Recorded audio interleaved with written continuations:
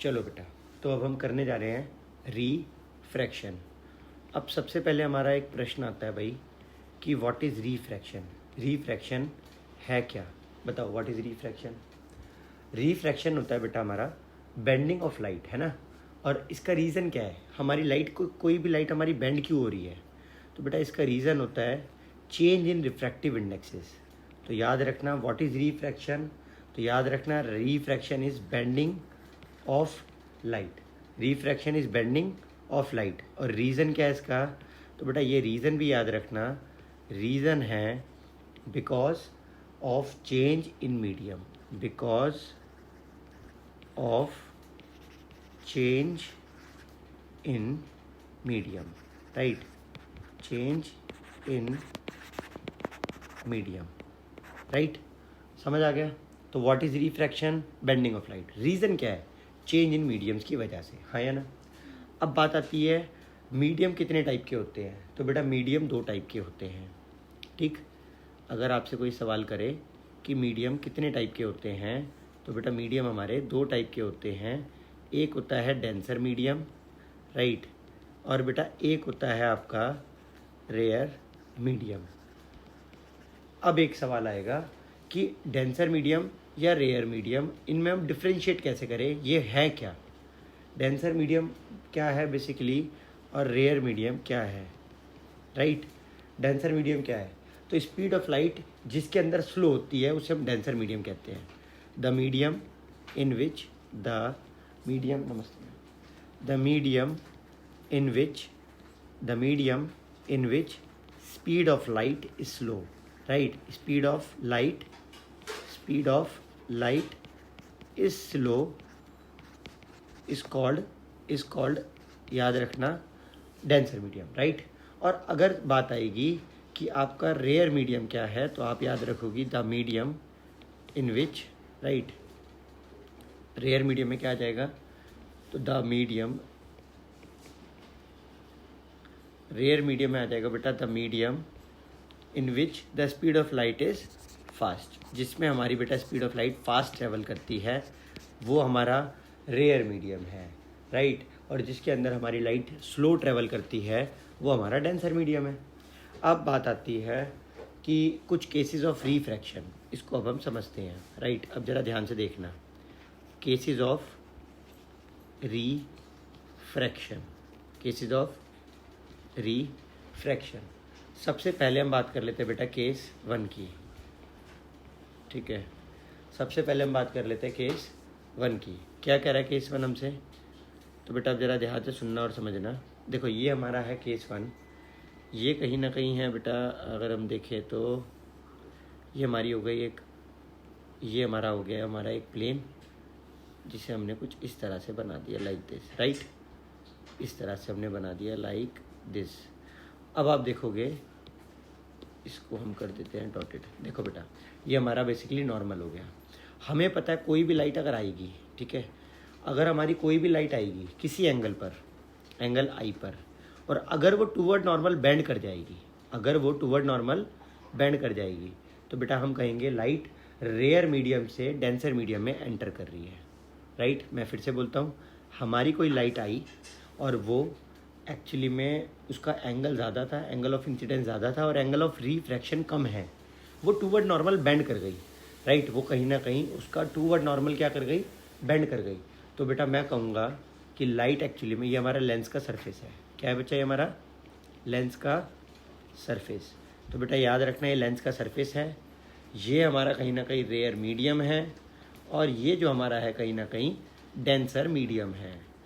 Rare medium से light travel करके आ रही है डेंसर मीडियम में, और वो टूवर्ड नॉर्मल झुक जा रही है, और वो क्योंकि टूवर्ड नॉर्मल बेंड कर गई है, टूवर्ड नॉर्मल झुक गई है, तो हम कह सकते हैं यहाँ पर हमारा एंगल आई इस ग्रेटर होता है एंगल आर से, गॉट इट। तो याद रखना ये हमारा केस 1 है। क्या कहता है केस 1, मैंने आपको बताया when light enters from a rarer medium into a denser medium, right. जब भी हमारी लाइट एंटर करती है rare medium to denser medium, right, denser medium, it bends toward the normal, it bends toward the normal, right, it bends toward the normal. और बेटा क्योंकि वो bend करते toward the normal at the point of incidence, at the point of incidence पर, तो बेटा eight the point of incidence पर वो कहीं ना कहीं बेंड कर जाते टूवर्ड द नॉर्मल। ये हमारा पहला केस था। आया आपको समझ? ठीक है, अब हमारे यहाँ दूसरे केस पर। तो बेटा दूसरे केस में क्या है, अब जरा ध्यान से सुनना। देखो बेटा ये है हमारा सेकंड केस, केस 2। क्या कह रहा है अब हमसे केस 2, ये भी जान लो और समझ लो, राइट। अब हमारी लाइट रे आई एट सम एंगल, बट इस समय क्या हुआ, इस समय हमारी लाइट रे अवे फ्रॉम द नॉर्मल जा रही है, राइट। कहाँ जा रही है? Away from the normal. एक बार इसे हटा देते हैं हम यहाँ से और इसे हम ये कर देते हैं अवे फ्रॉम द नॉर्मल। दिख रहा है आपको जाते हुए अवे फ्रॉम द नॉर्मल? अब आप देख रहे हो जब ये लाइट रे अवे फ्रॉम द नॉर्मल जा रही है कुछ इस तरह से, तो बेटा ये हमारा एंगल ऑफ रिफ्रैक्शन आर बना है, राइट है। ये सिचुएशन कब होती है? जब हमारी लाइट रे रेयर मीडियम से डेंसर मीडियम से रेयर मीडियम में ट्रैवल करती है। जब बेटा हमारी लाइट रे डेंसर मीडियम से कहाँ जाती है? रेयर मीडियम में, तो ये कंडीशन अराइज करती है, याद रहेगा। तो मैं बोल देता हूँ एक बार ज़रा ध्यान से सुनना और समझना, ठीक है। क्या कह रहा है हमसे? तो when a light ray, right, यही सेम टू सेम आ जाएगा। When a light ray enters from a denser medium, बोलो, a denser medium to a rare medium, right, it bends away from normal, it bends away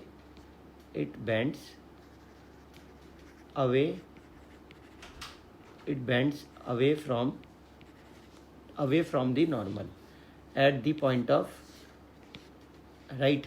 तो ये आपने याद रखना है कि वो कहीं ना कहीं बेंड कर जाती है away from the normal at the point of incidence. Got it?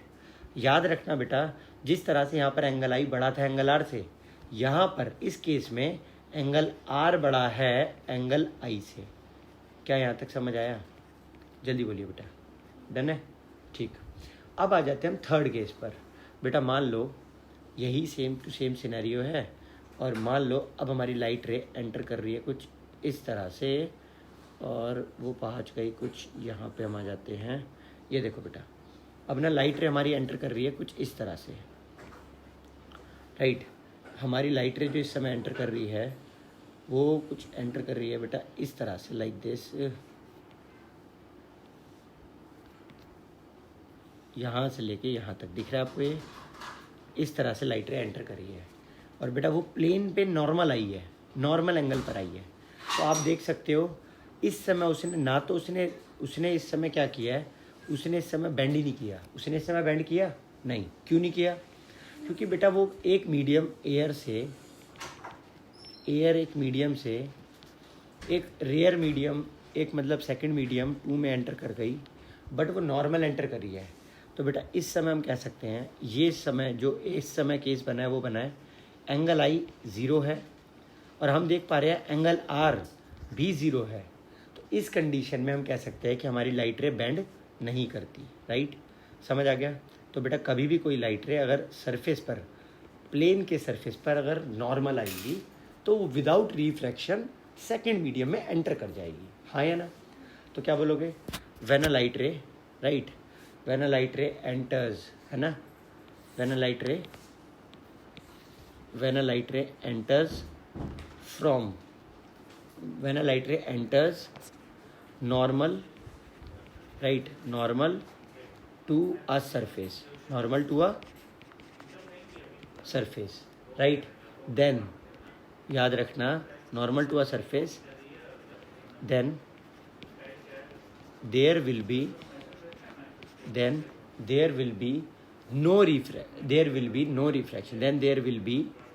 no refraction। तो याद रखना उसके अंदर कोई भी रिफ्रैक्शन नहीं होता। there will be no refraction, right। Means it will go straight, याद रखना, means it will go straight without bending, without bending, हाँ या ना। तो ऐसी लाइट रे जो होती है बेटा वो बेंड नहीं होती, वो सीधी भाग जाती है। Got it? समझ आ गया? चलो, अगर आपको यहाँ तक समझ आया, अब मेरी बात सुनना बेटा। इसके बाद हमारे को पढ़ने दो लॉज ऑफ रिफ्लेक्शन, रिफ्रैक्शन। आपको आते दोनों? नहीं। तो अब जरा ध्यान से सुनना, दोनों लॉज ऑफ रिफ्रैक्शन क्या कहते हैं हमसे?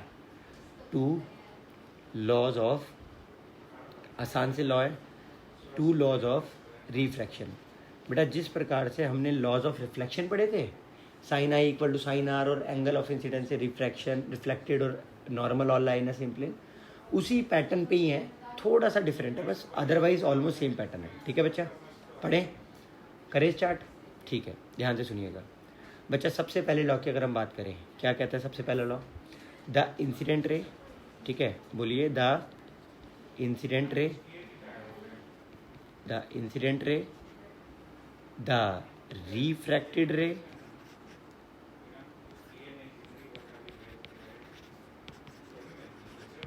और एंड नॉर्मल, एंड याद रखना बेटा, and normal to the interface, and normal to the interface, all lie in a same plane, all lie in the same plane.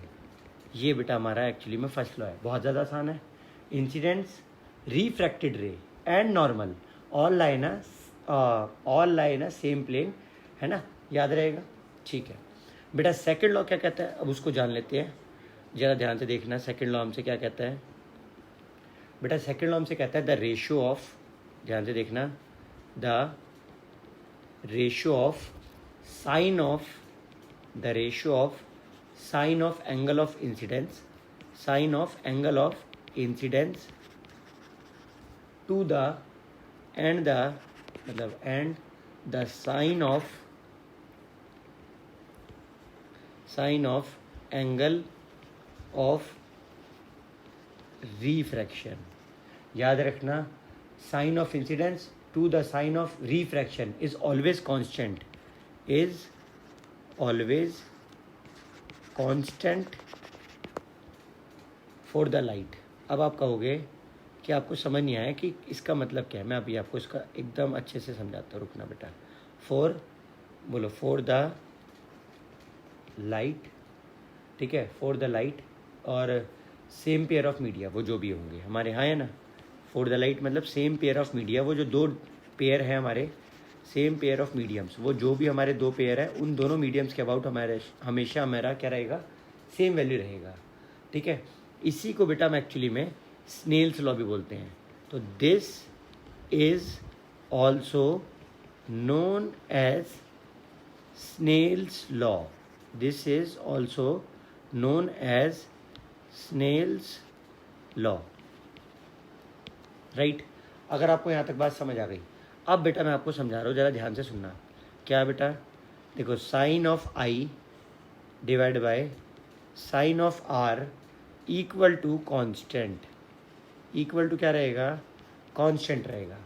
और बेटा ये आपने याद रखना, ये इक्वल होगा एक्चुअली में n/1 के। इसका क्या मतलब है? इसका मतलब है refractive index of twice, refractive index of second medium. इसका मतलब है refractive index of second medium with respect to refractive index of first medium या मीडियम 1। समझ आ रहा है? First medium, right. अगर आपको यहाँ तक बात समझ आ गया है, और अगर नहीं आया है, दोनों ही कंडीशन में आप एक बारी ज़रा समझो मैं जो आपको बताने जा रहा हूँ। ठीक है बेटा? हो सकता है नहीं आया हो, बट आप मेरी एक बार ज़रा ध्यान से सुनना और समझना। देखो बेटा, क्या है इसका कहने का मतलब, ये जो हमारे को लॉ समझा रहा है वो क्या, अगर हम देखें हमारे पास ये एक मीडियम है, मीडियम 1, ठीक है। ये अगर हमारे पास एक मीडियम 1 है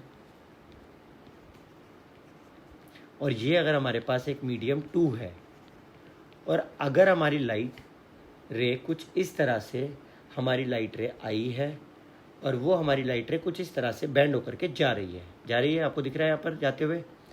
अब आप देख सकते हो ये आपका कहीं ना कहीं बेटा नॉर्मल है, ये आपका कहीं ना कहीं क्या है, नॉर्मल है, राइट। तो अब आप क्या देखोगे, अब आप देखोगे कि ये हमारा है एंगल आई, ये हमारा है एंगल आर, राइट है। तो बेटा यही तो कह रहा है हमसे कि एक जो साइन आई अपॉन में साइन आर का रेशो इक्वल टू n/1, मतलब refractive index of second medium with respect to refractive index of first medium के होगा, राइट। अगर आपको कभी भी refractive index of second medium with respect to refractive index of first medium निकालना हो तो इसका मतलब है sine i by sine r, right. ये आपको एक्चुअली में बताएगा, ये रेशियो आपको क्या देगा, ये रेशियो आपको देगा कि कोई मीडियम के अंदर जाकर लाइट आपका कितना बेंड कर रही है, राइट। कोई मीडियम के अंदर जाकर आपका लाइट कितना बेंड कर रही है, राइट है, व्हाट इट है। बेटा मेरे एक बात, ज़रा बात को समझना और सुनना। देखो बेटा, जो डेंसर मीडियम होते हैं उनके अंदर जाकर लाइट बहुत ज़्यादा बेंड कर जाती है। अब आप कहोगे सर डेंसर मीडियम कौन से होते हैं, वो थोड़ा सा कुछ समझा दो। आओ बेटा, तो उनको समझाने के लिए ना क्या है, कुछ एक छोटी सी हमें लिस्ट बनानी पड़ेगी, उन्हें पैरामीटर्स पर हमें समझना पड़ेगा। तो ध्यान से सुनना, एक छोटी सी बात याद कर लो। क्या बोल रहा हूँ मैं आपसे, एक छोटा सा जो आपको केस याद करना है। देखो बेटा, राइट, तो मैं आपको जो एक छोटी सी बात याद कराना चाह रहा हूँ। पहले आपको यहाँ तक समझ आया, अच्छे से आया, अच्छे से, बिल्कुल एकदम अच्छे से, ठीक है। तो अब मेरी बात ज़रा ध्यान से सुनना। आपको एक छोटा सा बात याद करना होगा, रिफ्रैक्टिव इंडेक्स ऑफ एयर क्या रहता है। तो बेटा याद रखना, एयर का रिफ्रैक्टिव इंडेक्स है 1.0003। आप देख रहे हो एयर का रिफ्रैक्टिव इंडेक्स 1 नहीं है। अगर एयर का रिफ्रैक्टिव इंडेक्स 1 होता तो इसका मतलब एयर में कभी भी लाइट मुड़ती नहीं, बट एयर का रिफ्रैक्टिव इंडेक्स समथिंग है, 1.0003 सही, बट समथिंग तो है। वो उस समथिंग की वजह से कहीं ना कहीं एयर के अंदर भी क्या होती है, कहीं ना कहीं लाइट रे बेंड करती है। एयर बाहर के वैक्यूम के मुकाबले कहीं ना कहीं, जो स्पेस में वैक्यूम है, स्पेस में एक तरीके का जो हम कह सकते हैं कोई मीडियम नहीं है, एयर जो होती है उसके मुकाबले कहीं ना कहीं डेंसर है, और इसीलिए लाइट रे अर्थ के ऊपर आने पर कहीं ना कहीं क्या करती है, बेंड करती है। समझ आ रही है मेरी बात। अब मेरी बात सुनो, अगर आपसे कोई पूछे कि रिफ्रैक्टिव इंडेक्स ऑफ वैक्यूम क्या है, तो वैक्यूम का रिफ्रैक्टिव इंडेक्स जो है वो आपका रिफ्रैक्टिव इंडेक्स 1 है, ये आपने याद रखना है। अगर हमसे कोई पूछता है, अगर हमें यहाँ तक बात समझ आ गई तो ध्यान से सुनना, ठीक है। और इसके बाद क्या, अगर हमसे कोई पूछे कि रिफ्रैक्टिव इंडेक्स ऑफ डायमंड क्या है, हमारी बुक के अकॉर्डिंग इसका डेटा सबसे ज़्यादा है, मतलब इसकी वैल्यू रिफ्रैक्टिव इंडेक्स की 2.42 है, जो कि बहुत ज़्यादा है, बहुत ज़्यादा। समझ पा रहे हो, हाँ या ना, याद रहेगा, हमारी बुक के अकॉर्डिंग ये मैक्सिमम है। अगर आपसे कोई पूछे रिफ्रैक्टिव इंडेक्स ऑफ वाटर क्या है, रिफ्रैक्टिव इंडेक्स ऑफ वाटर क्या है, जो कि हमारा है 1.33, जिसको हम 4/3 कह सकते हैं। गॉट इट है, समझ आया आपको यहाँ तक। अब आप मेरी बात को ज़रा ध्यान से सुनना और समझना। देखो ये जो आपका 1 ये आपने याद रखना है, इसे हम लिख सकते हैं रिफ्रैक्टिव इंडेक्स ऑफ एयर, इसे हम लिख सकते हैं रिफ्रैक्टिव इंडेक्स ऑफ वैक्यूम, इसे हम लिख सकते हैं रिफ्रैक्टिव इंडेक्स ऑफ डायमंड, और इसे हम लिख सकते हैं refractive index of small case में W। समझ आया बेटा। एक बड़ी इंपॉर्टेंट बात जो मैं आपको बताना चाहता हूँ बेटा, जिनका भी रिफ्रैक्टिव इंडेक्स ज़्यादा होता है उनके अंदर स्पीड ऑफ लाइट क्या हो जाती है, कम। अब एक बार मेरी बात सुनो, आपने देखा यहाँ पर रिफ्रैक्टिव इंडेक्स कहीं ना कहीं डायमंड का ज़्यादा है। अब एक बात सुनना, डायमंड का रिफ्रैक्टिव इंडेक्स ज़्यादा है, तभी तो उसमें लाइट रे क्या करती है, बैंड ज़्यादा, तभी तो वो लाइट इसके अंदर जाती है और उसकी स्पीड भी कम हो जाती है। याद रखना, जिसका ज़्यादा रिफ्रैक्टिव इंडेक्स होता है उसमें स्पीड ऑफ लाइट कम होता है, जिस वजह से लाइट जाएगी बट बहुत स्लो हो जाएगी, और एक तरीके से वो लाइट का सोर्स हो गया। अब लोग यही तो चाहते हैं कि लाइट अंदर जाए बट बाहर ना आए, उससे पहले और चली जाए और चली जाए, और अब एक तरीके से वो हाथ में चमक मारेगा, और हम यही तो चाहते हैं दूसरों की आंखों में चमके, हाँ या ना। इसीलिए तो हम पहन रहे हैं डायमंड। क्यों पहन रहे हैं डायमंड, शो ऑफ करने के लिए। नहीं आया समझ, तो याद रखना, क्या मैं आपको समझा रहा हूँ कि रिफ्रैक्टिव इंडेक्स जो होता है वो इनवर्सली प्रोपोर्शनल होता है to the speed of light. तो बोलो, refractive index is inversely proportional to, हाँ मैं बताता हूँ आपको, देखो वो 1.52 होता है, बट वो हमें याद नहीं करना बेटा, ठीक है। रिफ्रैक्टिव, ऐसे तो बहुत बड़ी टेबल है, मैं सारी कोई ना करनी है, ठीक है। हमें बस काम के 2-4 लोग याद करने थे, वो हमने कर लिए। तो याद रखना, वैसे वो हमें देता है सब कुछ। याद रखना, refractive index is inversely proportional to speed of light. इसका मतलब एक सिंपल सी बात जान लो ज़रा, इसका मतलब ये है बेटा कि रिफ्रैक्टिव इंडेक्स अगर बढ़ेगा तो याद रखना स्पीड ऑफ लाइट घटेगा। और बेटा अगर स्पीड ऑफ लाइट घटेगा, और बस एक और बात क्या, अगर रिफ्रैक्टिव इंडेक्स घटेगा तो ये भी याद रखना कि स्पीड ऑफ लाइट तब बढ़ेगा, हाँ है ना। ये एक दूसरे का वाइस वर्सा है बच्चे, ठीक है। आई होप यहाँ तक समझ आ गया होगा। आया समझ या नहीं आया, कोई डाउट नहीं है? हाँ, और रिफ्रैक्टिव इंडेक्स ग्लास का 1.5 करके कुछ होता है, बट वो छोड़ दो अभी। हाँ बेटा, अब मैं आपको ग्लास लैब पर ही लेकर चल रहा हूँ। पहले आपको यहाँ तक समझ आया है या नहीं आया, मुझे इतना बताओ जल्दी से।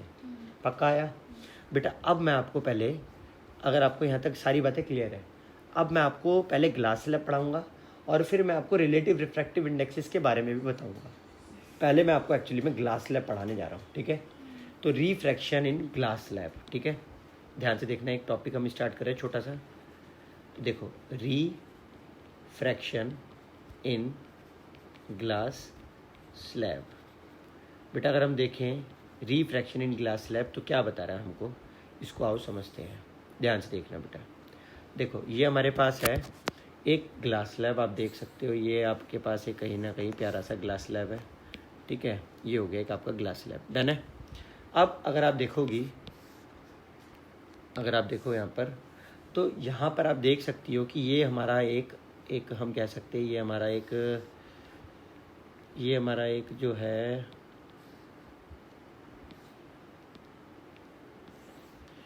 ये हमारे 2 मीडियाज़ हैं, दिख रहे हैं आपको। ये मतलब हमारा एक कहीं ना कहीं हम नॉर्मल कह सकते हैं ना, दिख रहा है आपको ये नॉर्मल।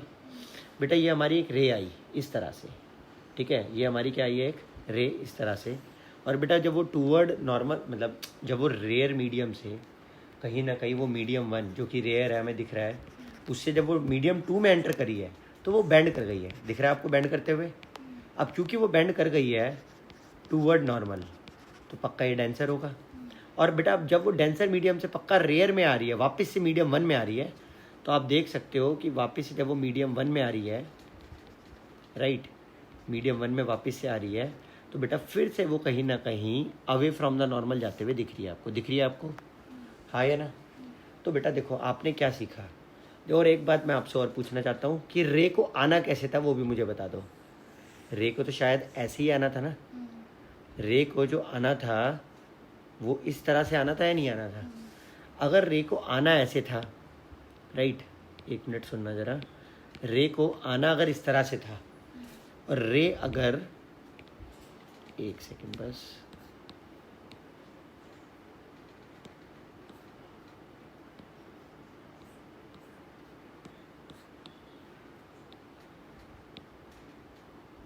देखो बेटा, अब आप देख सकते हो, देखो बच्चा, रे हमारी, ये जो हमारी रे आई, ये बेटा हमारी रे दिखा रही है एंगल ऑफ इंसिडेंस। क्या दिखा रही है? Angle of incidence. और ये बेटा हमारी है ये एंगल ऑफ इंसिडेंस, और ये हमारा है इंसिडेंट रे। क्या है बेटा? ये हमारी इंसिडेंट रे। बेटा ये जो हमारी रे है ये दिखा रही है ये एंगल ऑफ रिफ्रैक्शन है। क्या है बेटा ये? और बेटा ये जो हमारी है कहीं ना कहीं ये हमारी रिफ्रैक्टेड रे। क्या है बेटा? ये हमारी रिफ्रैक्टेड रे। अब बेटा ये जो हमारी रे जा रही है ये है हमारी एक्चुअली में एमर्जेंट रे। क्या है बेटा? एमर्जेंट रे। और बेटा ये जो एंगल वो बना रही है रे, ये है angle of emergence E. Angle of emergence E. बेटा अब जो मैं आपको बताना चाह रहा हूँ वो ये, बेटा आप एक बार खुद सोचो, अगर रिफ्रैक्शन नाम का फिनोमिना नहीं होता इस संसार में, जो कि है, बट अगर वो नहीं होता तो हमारी रे ऐसे ट्रैवल करती सीधा सीधा, बट आज रिफ्रैक्शन के कारण हमारी रे मुड़ गई और वो आज ऐसे से ट्रैवल कर रही है। तो हम कह सकते हैं ना कि वो लाइट रे जो हमारी इस तरह से बेंड हो गई, ये कहीं ना कहीं एंगल ऑफ डेविएशन को, तो ये डेविएट अपने पाथ से भटक गई, ये यही तो दिखा रहा है।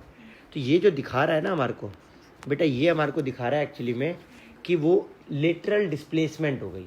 क्या दिखा रहा है ये? कि हमारी जो लाइट रे है वो लेटरली अपने पाथ से भटक गई, डिस्प्लेस हो गई। क्या हो गई? Lateral displacement. बोलो क्या बोलोगे? Lateral displacement. हाँ या ना? कोई डाउट नहीं है? तो ये आपका लेटरल डिस्प्लेसमेंट को दिखा रहा है, राइट है। तो ये आपने याद रखना है। अगर आपसे कोई पूछे आई क्या है, तो बेटा आप क्या बोलेंगे? आई क्या है? तो आप बोलेंगे आई जो है वो आपका है एंगल ऑफ इंसिडेंस, राइट। आई क्या आपका? Angle of incidence, right. अगर आपसे कोई पूछेगा बेटा कि आर क्या है, तो आप बोलेंगे एंगल ऑफ रिफ्रैक्शन। और ई क्या है? तो एंगल ऑफ, बोलिए बेटा, ई क्या आपका? एंगल ऑफ एमरजेंस, राइट है। आर क्या आपका? Angle of refraction. और बेटा ई क्या है? Angle of emergence, angle of. Done है नहीं है? अच्छा, अगर आपको आप कह रहे हो डन है तो अब एक बात और सुनना, ठीक है। डन है आपको? ये वाली बातें सारी समझ आ गई अच्छे से एकदम? ठीक है। तो बेटा हमने refraction of glass, refraction of light पढ़ लिया, ठीक है। Refraction of light in glass slab, है ना। Refraction of light in, refraction of light in glass slab हमने पढ़ लिया और हमें समझ भी आ गया यहाँ तक समझ? बढ़ जाए हम आगे, ठीक है। आपको इंसिडेंट रे, रिफ्रैक्टेड रे, lateral displacement, angle of emergence सब समझ आ गया, ठीक है। तो रिफ्रैक्शन क्या होता है बोलो जल्दी से। अब आपने क्या सीखा इससे? आपने एक बात सीखा कि रिफ्रैक्शन होता है जब भी लाइट रे एक मीडियम से दूसरे मीडियम में जाती है तो वो बेंड करती है। तो वो क्या करती है? बेंड, हाँ या ना? बोलो क्या बोलोगे? रिफ्रैक्शन क्या है? बेंडिंग, बोलो बेंडिंग ऑफ लाइट, बोलो bending, bending of light when light ray enters, when light ray enters from medium one, from medium one two another medium, हाँ या ना बेटा? ठीक है, आगे बढ़ जाते हैं। अब हमसे क्या कह रहा है? अब हमने डी क्या देखा? हमने डी देखा, डी था लेटरल डिस्प्लेसमेंट। डी क्या था बेटा हमारा? Lateral displacement. इसको भी हम नहीं भूलेंगे, ठीक है। Lateral displacement. बेटा जब मैं ये प्रिज्म में पढ़ाऊँगा तो आप देखोगे वहाँ पर तो कुछ और भी होता है, बट अभी तक यहाँ तक इतना ही था। आपको इतना क्लियर है? अब मैं आपको एक टॉपिक पढ़ाने जा रहा हूँ जिसका नाम है रिलेटिव रिफ्रैक्टिव इंडेक्स और एब्सोल्यूट रिफ्रैक्टिव इंडेक्स। पढ़ाऊँ? अब आप उस बात को समझना, वो बहुत ही इंपॉर्टेंट टॉपिक है, ठीक है। देखो बेटा क्या है relative refractive index? Relative refractive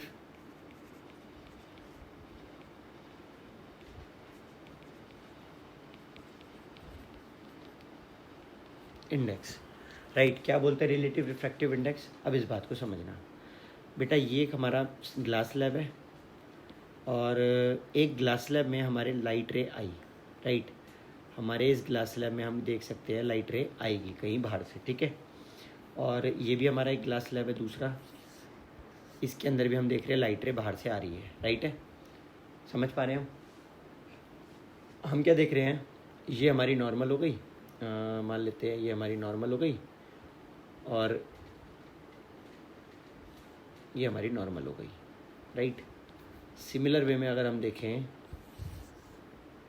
यहाँ पर ये भी हमारी नॉर्मल है बेटा। अगर हम देखें तो ये हमने इसे डॉटेड कर दिया नॉर्मल को और इसको भी हमने कहीं ना कहीं डॉटेड लाइन जैसा कुछ बना दिया बेटा। हम देख जो पा रहे हैं वो ये कि ये हमारी लाइट रे आई किसी एंगल पर और ये हमारी लाइट रे जो है वो बेंड हो गई कुछ इस तरह से, दिख रहा है आपको, है ना। अब देखो आप जो देखोगी और सिमिलर वे में आप देखोगी क्या कि ये लाइट आई कुछ इस तरह से, ओहो, और वो लाइट रे जा रही है कुछ इस तरह से जा रही है, हमें दिख रही है जाते हुए, कुछ इस तरह से जाती है हमें दिख रही है, राइट है, दिख रही है हमारे को। अब बेटा हम क्या देख रहे हैं? हम देख रहे हैं यहाँ पर एक्चुअली में हमारा एक एंगल बना है एंगल ऑफ इंसिडेंस, यहाँ हमारा एक एंगल बना है एंगल ऑफ रिफ्रैक्शन, यहाँ भी वही एंगल ऑफ रिफ्रैक्शन इक्वल होता है क्यों होता है वो भी याद रखना बेटा। क्यों? क्योंकि आप समझ सकते हो ये भी एक पैरेलल है, ये भी एक पैरेलल है, नॉर्मल है ना दोनों, और ये इसलिए ऑल्टरनेट इंटीरियर से ये भी आर ही होता है। समझ पा रहे हो? तो ये आपका रिफ्रैक्टेड एंगल है और ये आपका एंगल ऑफ एमर्जेंस है। समझ पा रहे हो? अगर आप देखो ये आपका मीडियम 1 है, ये आपका मीडियम 2 है, ये आपका मीडियम 2 है और ये आपका मीडियम 1 है। आप देखो लाइट रे इस तरह से ऐसे जा रही है, आप देखो लाइट रे इस तरह से ऐसे जा रही है, राइट है या नहीं है? अगर मैं आपसे बोलूँ राइट, अब ज़रा ध्यान से सुनना और मैं जो बोलने जा रहा हूँ, मैं आपको बोल रहा हूँ कि इस समय लाइट रे मीडियम 1 यानी कि N1 से N2 में जा रही है और यहाँ लाइट रे N2 से N1 में जा रही है। तो आपको याद रखना है, अगर आपसे कोई बोलेगा व्हाट इज़ N21, तो इसका मतलब है refractive index of medium 2 with respect to medium 1। इसका मतलब है refractive index of medium 2 with respect to medium 1। और अगर आपसे कोई पूछे व्हाट इज़ N12, अगर आपसे कोई पूछे व्हाट इज़ N12, तो इसका मतलब है refractive index of medium 1 with respect to medium 2। पहले इतनी बात समझ आई? तो अगर आपसे कोई पूछे कि होता क्या है ये बताओ, N21 क्या है, तो आपको बोलना है बेटा जहाँ पे लाइट जा रही है डिवाइड बाय जहाँ से लाइट आई थी का रेशो। जहाँ लाइट जा रही है डिवाइड बाय जहाँ से लाइट आई थी का रेशो। जहाँ पे लाइट जा रही है, कहाँ जा रही है इस समय 1 में, और जहाँ से लाइट आई थी का रेशो 2 से। नहीं आया समझ? और बेटा एक बात सुन, तेरे को ये बात भी मैंने अभी भी बताई कि refractive index speed of light के इन्वर्सली प्रोपोर्शनल है। तो बेटा इसका मतलब है कि ये inversely proportional speed of light क्या है, तो ये N1 यहाँ है तो V1 यहाँ आएगा क्योंकि इन्वर्सली है, ऊपर जाएगा। नहीं आया समझ? और यहाँ N2 है इसलिए V2 यहाँ पर आएगा। आया नहीं आया समझ? यानी कि इस मीडियम में क्या स्पीड ऑफ लाइट होगी और इस मीडियम में क्या लाइट है स्पीड की, और डिवाइड बाय इस मीडियम में क्या लाइट है, ये N21 है। और इस मीडियम में क्या लाइट है आपकी, इसमें क्या लाइट है डिवाइड बाय इसमें क्या लाइट का रेशो है, वो आपका N12 है। यही तो लिखेंगे बेटा हम यहाँ पर V2 बाय V1। तो यानी कि दिस बाय दिस का रेशो लाइट की टर्म्स में, और अगर रिफ्रैक्टिव इंडेक्स की टर्म्स में हो तो जहाँ जा रही है डिवाइड बाय जहाँ से आई थी का रेशो। गॉट इट और नॉट? समझ आ गया अच्छे से एकदम? इसे हम बोलते हैं रिलेटिव रिफ्रैक्टिव इंडेक्स, क्योंकि बेटा यहाँ पर हमने दो चीज़ों का रिलेटिव निकाला है, दो चीज़ों का। बट क्या हो अगर हमें एक मीडियम ऑलरेडी पता हो तो क्या होगा बेटा? तब हम उसे कहेंगे एब्सोल्यूट रिफ्रैक्टिव इंडेक्स। क्या कहेंगे उसे हम? Absolute refractive index. तो बेटा अब हमारी हेडिंग क्या आने वाली है बोलो? Absolute refractive index. डन है? एब्सोल्यूट का मतलब जब हमें एक मीडियम ऑलरेडी नोन है कि एक मीडियम क्या रहने वाला है, राइट है? तो अब हम करने जा रहे हैं एब्सोल्यूट रिफ्रैक्टिव इंडेक्स। आओ देखते हैं, शुरू करते हैं। ध्यान से देखना बेटा, ये देखिए बेटा,